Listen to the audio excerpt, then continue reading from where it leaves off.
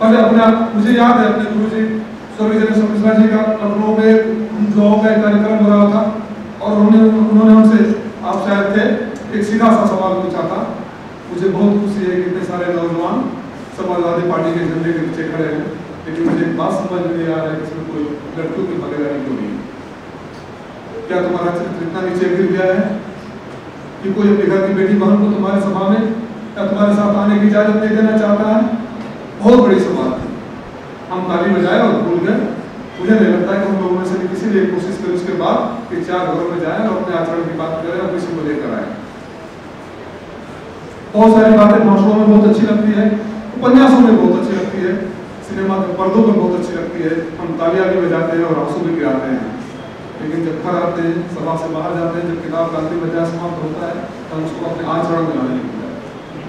हो सकता है कि मेरी बातें आपको नागवार बचे और मैंने कभी इस बात की परवाह नहीं करी अपनी किसी भी भाषण में कि मेरी बात पर ताली बजेगी या नहीं बजेगी, लेकिन दिल की बात बोलने की हमेशा सबसे ऊपर प्राथमिकता रखता हूँ। अगर ये देश भ्रष्ट है, अगर इस देश में भ्रष्टाचार है, तो क्या सिर्फ राजनेताओं को, मंत्रियों को, सरकारों को, चाहे किसी भी पार्टी के नेता हो, किसी पार्टी के सरकार हो, गाली दे देने से, उनके अंदर कमियां निकाल देने से भ्रष्टाचार दूर हो जाएगा? दोस्तों, एक याद रखना, MP हो, MLA हो, जिला पंचायत का सदस्य हो, मंत्री हो, प्रधानमंत्री, जो आपका प्रतिनिधि होता है वो समाज का प्रतिबिंब होता है, समाज का आईना होता है। अगर हमारा प्रतिनिधि भ्रष्ट है तो कहीं ना कहीं उसमें भागीदारी हमारी भी है, जिम्मेदारी हमारी भी है।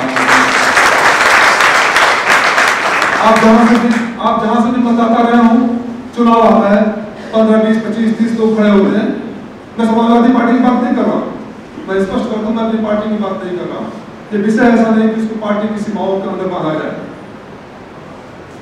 हो सकता है समाजवादी पार्टी का प्रत्याशी, हो सकता है कांग्रेस का प्रत्याशी, हो सकता है भारतीय जनता पार्टी का प्रत्याशी के ऊपर कुछ आपराधिक मुकदमे हो, आपराधिक पृष्ठभूमि रही हो।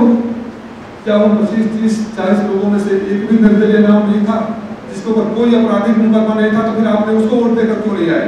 क्यों जिता दिया? अगर आप उसको जिता दिए होते तो आपको हक होता कि हमारा प्रतिनिधि भ्रष्ट है, हमारा सांसद भ्रष्ट है, हमारा विधायक भ्रष्ट है। और जिस निर्दलीय को आपने जिताया, माफ करिएगा, कहीं ना कहीं उसके बाहुबल से, कहीं ना कहीं उसके पैसे के बल से प्रभावित होकर आप लोगों ने जिताया। तो दोस्तों, घर को साफ करो, घर साफ होगा तो मोहल्ला साफ होगा, मोहल्ला साफ होगा तो गांव साफ होगा, गांव साफ होगा तो देश साफ होगा।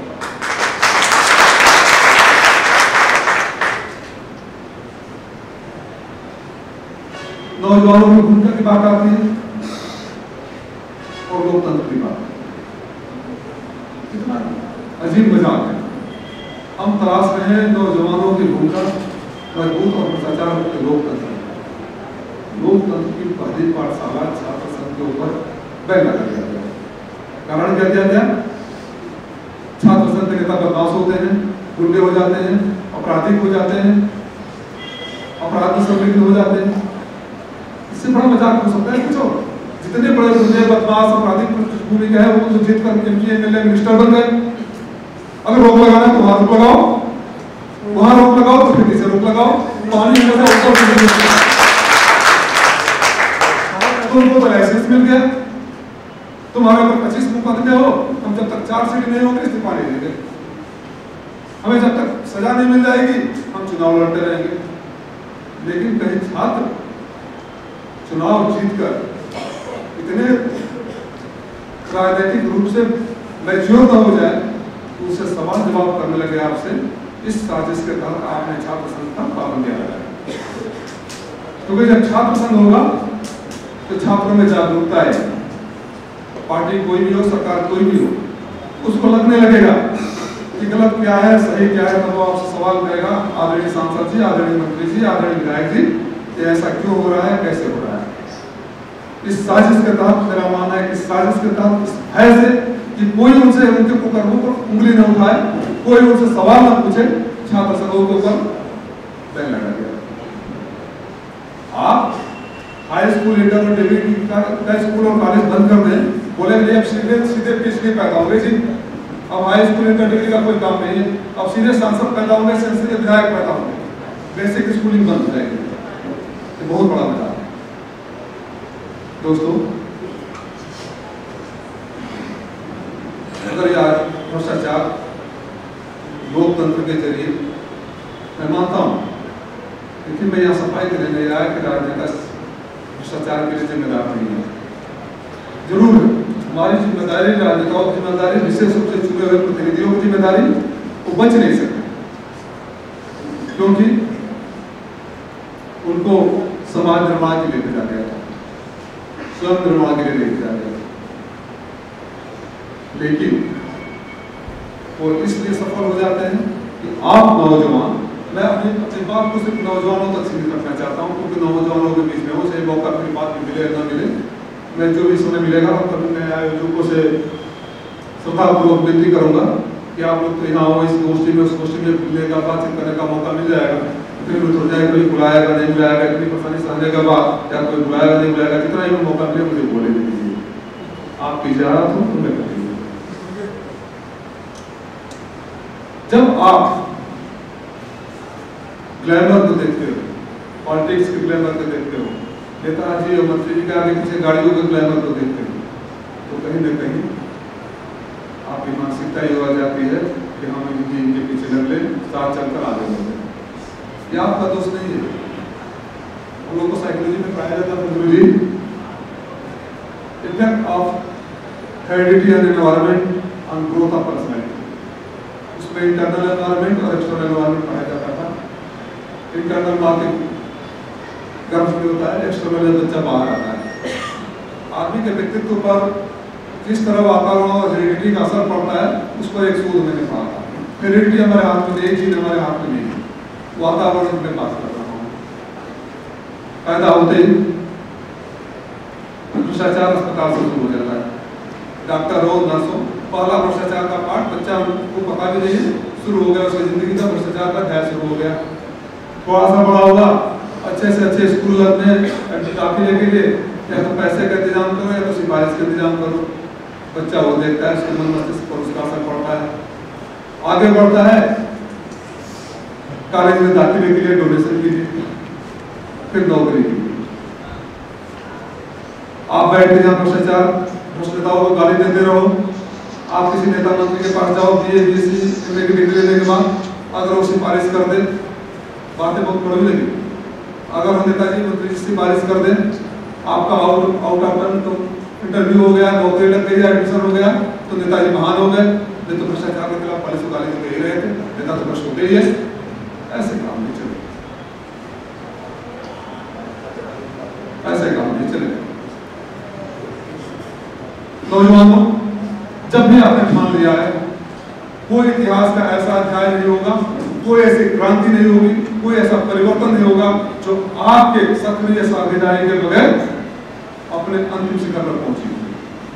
जिस भी आंदोलन में नौजवानों ने साथ छोड़ दिया, वो आंदोलन फ्लॉप हो गया। जिस आंदोलन में आप शरीक हो गए, शरीक होने मतलब सक्रिय और सकारात्मक भागीदारी से करार लोकतंत्र को गालियां देते रहना, सिस्टम को गालियां देते रहना, अधिकारियों को, समाज को भ्रष्ट बताते रहना। समाज कहीं से इम्पोर्ट होकर तो नहीं जाता है, किसी और ग्रह पर तो समाज नहीं बनता, किसी और देश से तो समाज नहीं बनाया जाता है। समाज का निर्माण किससे होता है? समाज का निर्माण मेरे और आपसे होता है। एक राष्ट्रीय धर्म की तरह इसको इस्तेमाल किया जाने लगा है। बैठ कर गालियां देते रहो, सुबह शाम तक नेता चोर है, टीचर चोर है, प्रिंसिपल फेवर करता है, अधिकारी चोर है, और शाम को हम अपने राष्ट्रीय धर्म का निर्वहन कर लिए, क्योंकि हमने सबको करप्ट, सबको भ्रष्ट, सबको गलत साबित कर दिया। ऐसे कैसे होगा? मेरा ये मानना है कि जो लोग सुबह से शाम तक सिर्फ सिस्टम को, सरकार को, नेताओं को, अधिकारियों को गाली देने का काम करते हैं और एक भी सकारात्मक काम पूरे 24 घंटे में नहीं करते हैं, वो भ्रष्टाचार से भी बड़ी बीमारी इस देश के लिए है, इस देश के ऊपर बोझ है।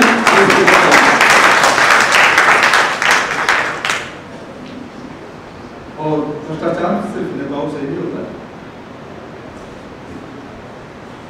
भ्रष्टाचार के लिए इस देश की पूरी लीडरशिप और जब मैं लीडरशिप की बात करता हूँ तो political leadership, professional leadership, corporate leadership की बात करता हूँ, लीडरशिप एज ए होल बात करता हूँ। सिर्फ हम चूंकि किसी को ओडी लेकर बना देते हैं, इसलिए सारी जिम्मेदारी उसके सर पे डाल देते हैं। दो कंपनियां इस देश में मैं बहुत अच्छी तरह से जानता हूँ, व्यक्तिगत रूप से जानता हूँ लोगों को, तो वो बेंगलोर में हूँ, विप्रो और इन्फोसिस। संघर्ष के दिनों में मेरा एक दोस्त हुआ करता था, बहुत बड़े पद पर था, इसमें किसी और कंपनी में, इसलिए उसका नाम नहीं लेना चाहूंगा, विप्रो में काम करता था। हम शाम को 7 बजे खाना खाते थे। एक फोन आया, खाना खा रहे थे और बहुत ज्यादा उत्तेजित हो गया। मैंने फोन के बाद पूछा नहीं क्या हुआ, बोला कि मैंने अपने जीएम को भेजा था, हमारा कस्टम में सामान आया है, उस पर 2 करोड़ 50 लाख रुपया का टैक्स है, ये बोला कि 20 लाख में मामला रफा करा दूंगा। हमने कहा ज्यादा बोल रहा है क्या? बोला नहीं, हमें 20 लाख देना ही नहीं, मैं 2.5 करोड़ रुपया टैक्स देने के लिए तैयार है, हमें 20 लाख नहीं देना है। ये उनके संस्कार के, उनके चरित्र में। अगर जो लोग दूसरी कंपनी इन्फोसिस है, आप सब जानते हैं, दोनों में मैं दावे के साथ कहता हूँ, दोनों कंपनियों से मेरा दूर तक कोई सरोकार नहीं है, बट मैं दावे के साथ कहता हूँ तो वहाँ भ्रष्टाचार कहीं दूर से देखने पर भी नहीं मिलेगा। 0.001% की भ्रष्टाचार की बातें वहाँ बर्दाश्त नहीं की जाती। उदाहरण इसलिए दे रहा हूँ, जिनके जो दिमाग में लग गया है कि बिना भ्रष्टाचार का, बिना भ्रष्ट तरीके को अपनाए हुए हम आगे जिंदगी में नहीं बढ़ सकते हैं, उनके लिए 2 कंपनियां उदाहरण के तौर पर आएगी। मैं बात कर रहा था, जब बच्चा पैदा होता है तो अस्पताल से शुरू होता है भ्रष्टाचार, स्कूल में, दाखिले में, जवानी तक आते आते उसको बच्चे की पर्सनालिटी देखकर बिल्ड हो चुका होता है, उसको लगता है कि नहीं, उसको बचपन से आँख खोलते ही वैसे भी मानव स्वभाव ही ऐसा। पूरी दुनिया में किसी ने बोला है कि मानव ही एक ऐसा जानवर है जो पैदा होते ही रोना शुरू कर देता है। कोई और जानवर का नाम नहीं, कुत्ते, बिल्ली, भैंस, गाय, किसी का, जो पैदा होते ही रोना शुरू कर दे। हम पैदा होते ही रोना शुरू कर देते हैं, जिंदगी भर शिकायतें करते रहते हैं, माँ बाप से शिकायतें, स्कूल से शिकायतें, टीचर से शिकायतें, बाद में सरकार से, सिस्टम से शिकायतें, और जब मरते हैं तो सोचना पड़ता है जिसमें पैदा क्यों हुए। जब नौजवान बच्चा होता है तो उसके दिमाग में छा चुका होता है कि बगैर किसी नेताजी के कनेक्शन का, बगैर कोई सिपाही से गार्ड का कुछ हो ही नहीं सकता। समस्या असल में तब शुरू, असली समस्या तब शुरू होती है जब नौजवानों की, युवाओं की भूमिका की बात कर रहे हैं कि जब नौजवान देश का निराश हो जाता है, जब नौजवान देश का ये मान लेता है कि पूरा देश भ्रष्ट है, पूरा सिस्टम भ्रष्ट है और इसमें कुछ भी नहीं होता, तब उस लड़ाई से लड़ने के लिए देश के हथियार कमजोर पड़ जाते हैं। तब फिर किसी को आ जाए, किसी और एक्सपेरिमेंट होना पड़ता है और देश का निर्माण उसके पीछे पड़ा। गुरु जी ने 3 बातें बोली, मुझे पूरा विश्वास है अगर हम उसमें से आचरण करना शुरू कर दें और अपनी जिम्मेदारी खुद तय कर लें तो इस भ्रष्टाचार से लड़ा जा सकता है। क्योंकि आप ही लड़े थे तो देश आजाद हुआ था, और आजादी के बाद आप ही लड़े थे तो पहली बार एक सरकार बदली थी, और इस लड़ाई को भी जब तक आप आगे नहीं बढ़ाएंगे, कोई अन्य हजारे आ जाए, मैं श्रद्धापूर्वक करता हूँ, कोई अन्य हजारे आ जाए, कोई नेता आ जाए, जब तक आप भागीदारी नहीं देंगे देश आप ही बदलना है। आप इतिहास के उस मोड़ पर खड़े हो जहाँ देश में भ्रष्टाचार का कैंसर लग चुका है, दीमक लग चुका है, आप तटस्थ नहीं रह सकते। आप अपने पूर्वजों को, गुरु जी बता रहे थे आजादी से पहले की बात, दुबे जी बता रहे थे हमने चूम लिया था, इसलिए बता रहे थे जब इतिहास की मांग थी कि नौजवान को खड़े हो, देश के लिए खड़े हो, वो खड़े हुए, उनका नाम और गौरव गाथा आज तक करते रहेंगे। अगर हम आज नहीं खड़े हुए तो हमारा नाम लेवा कोई नहीं रहेगा। इतिहास में कभी नहीं हुई थी और वहां से 10 नौजवान निकल गए थे जिन्होंने लड़ाई भ्रष्टाचार के खिलाफ लड़ाई में अपना सर्वस्व निछावर कर दिया था। आपने जो बात बोला उससे मैं पूरी तरह सहमत, बिना त्याग किए कुछ भी नहीं।